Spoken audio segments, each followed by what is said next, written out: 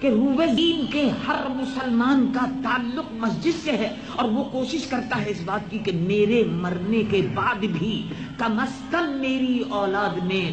ایسے لوگ، ایسے بچے ہوں جو نماز پڑھتے رہیں اور مسجد کو آباد کرتے رہیں۔ اب یورپ میں آپ کو بھی یہی کام کرنا ہے، اپنی آپ کے بچوں کے پیچھے عیسائی پادری،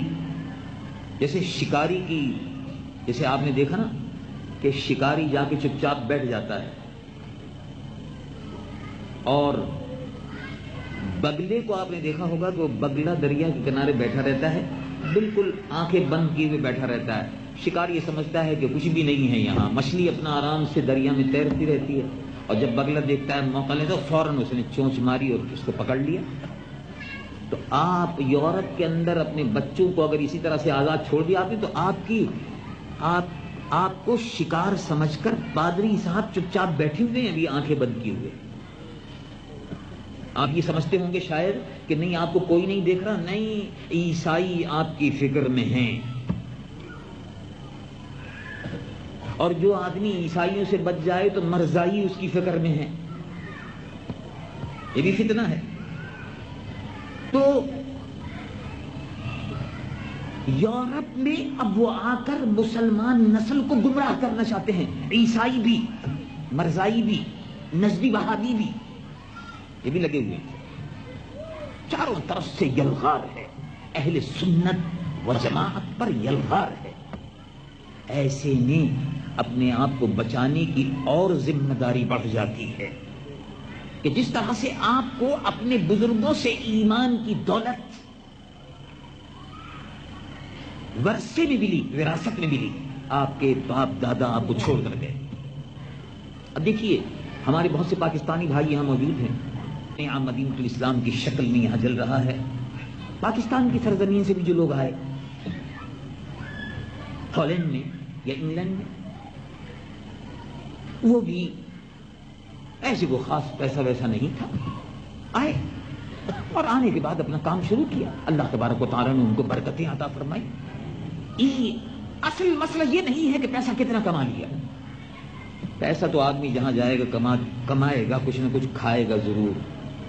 اور اگر کچھ نہ کچھ کمائے گا نہیں تو انشورنس تو ملے گی، وہ تو کہیں نہیں گئی،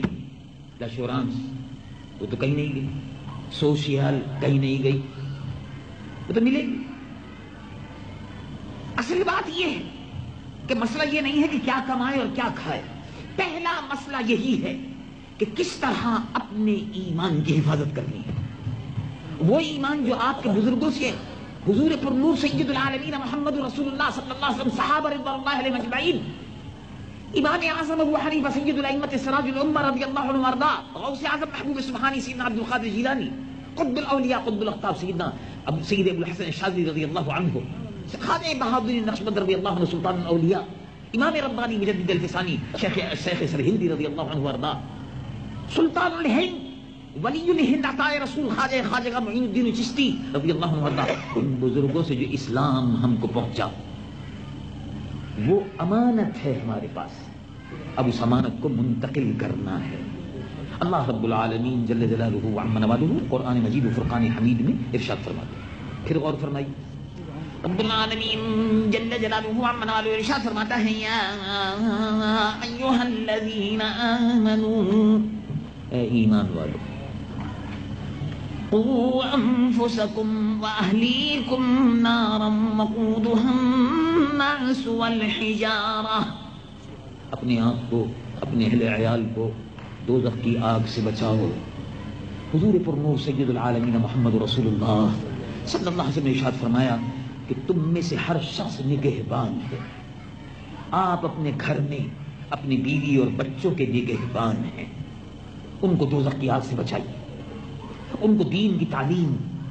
ضرور دلائیے، روزانہ اسکول جانے کی اگر آپ تاکید کرتے ہیں